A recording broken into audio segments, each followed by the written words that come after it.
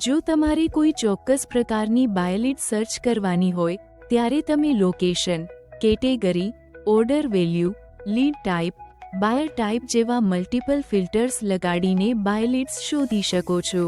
આ ખૂબ જ સમય માંગી લે તેવું હોય છે, ખાસ કરીને ત્યારે જ્યારે તમારે દર વખતે એક સરખા ફિલ્ટર્સ લગાડવાના હોય. પરંતુ તમે આ મલ્ટિપલ બાયલિડ ફિલ્ટર્સ લગાડી તેને સેવ કરીને તમારું પોતાનું ફિલ્ટર પણ બનાવી શકો છો. આનાથી તમારે દર વખતે આ મલ્ટિપલ ફિલ્ટર લગાડવાની જરૂર નહીં પડે અને તમે સરળતાથી અને ઝડપથી તમારી બાયલિડ્સને જોઈ શકશો.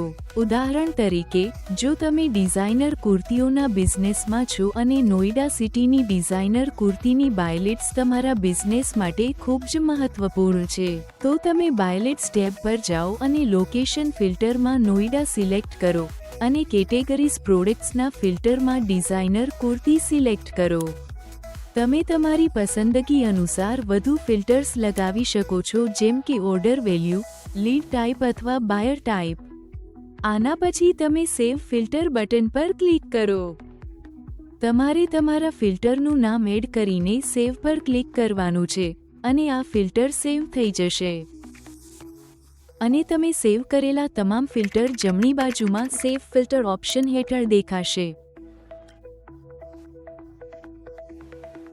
આ રીતે દર વખતે બાયલિડ્સ સર્ચ કરતી વખતે તમારે બધા ફિલ્ટર્સને ફરીથી એપ્લાય કરવાની જરૂર નહીં પડે. તમે ફક્ત નવા સેવ્ડ ફિલ્ટર પર ક્લિક કરીને લાગુ પડતી બાયલિડ્સ જોઈ શકો છો. તો આ રીતે તમે તમારા બાયલિડ્સના ફિલ્ટરને સરળતાથી સેવ કરીને બાયલિડ્સ સરળતાથી શોધી શકો છો.